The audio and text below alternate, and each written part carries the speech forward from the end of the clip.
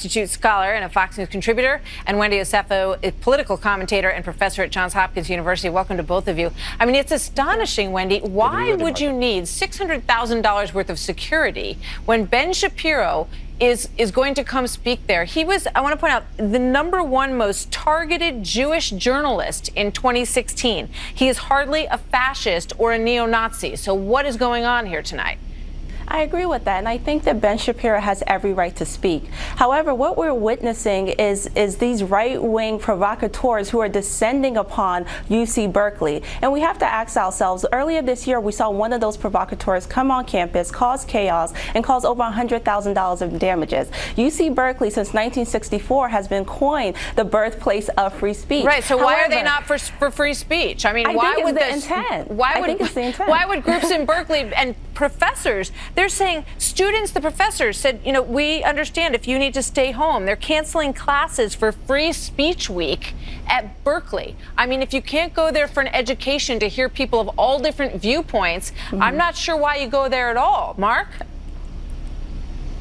Absolutely, you're 100% right. What we are seeing here is the rise of a domestic terrorist organization called Antifa, which call themselves anti-fascist, but in fact adopt the fascist tactics of the black shirts that show up with hundreds of people bearing sticks and clubs and actually shields that say no hate as they beat peaceful protesters. And I don't know if there's going to be violence tonight. I hope there's no violence tonight. But even if there isn't, the existence of this violence in Berkeley and other places has already put a chill on free speech, because as you pointed out, $600,000 for security for Ben Shapiro. Okay, this student group that invited him is being charged $15,000 as a security fee. That's the tuition for a single year in Berkeley. So, you know, thank goodness they've got groups like the Young America's Foundation that are willing to pay for that for them. But most students can't afford that kind of thing. So college campuses around the country, students are going to be inviting fewer conservative speakers because they can't afford $15,000 for security when Antifa shows up with their clubs and their sticks to beat people up that they disagree with. I mean, Wendy, shouldn't the university be saying, you know, if you break a window, if you cause any violence tonight, we don't care which side you're on. You will be arrested. You'll be suspended from school. We are sticking up for free speech in every way, shape, and form, and we want to make sure that this man can speak.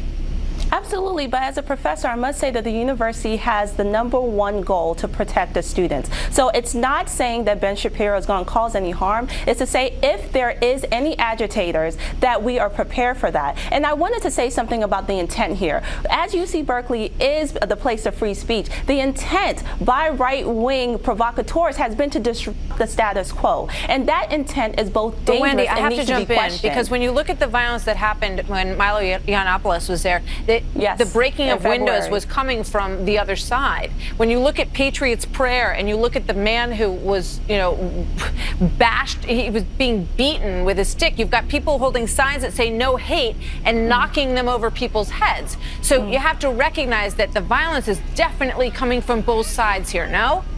Yes, the violence is coming from both sides. But again, there are many universities across our beautiful nation, and the fact that everyone is descending on UC Berkeley is, again, that narrative to disrupt. And we cannot negate that. Even though both sides are causing violence, that intent has to be looked at very closely and questioned. Marc?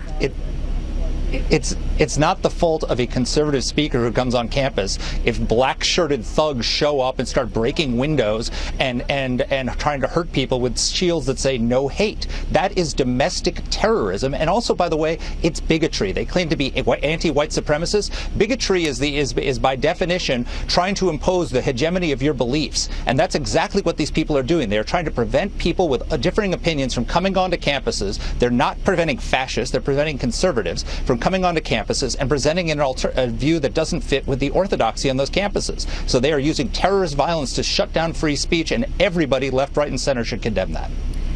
Thank you, guys. Good to see you both. We're going to be watching all of this live as it unfolds tonight. And as Marc says, and I'm sure Wendy agrees, we hope that there's no violence there tonight, but we're going to be keeping a close eye.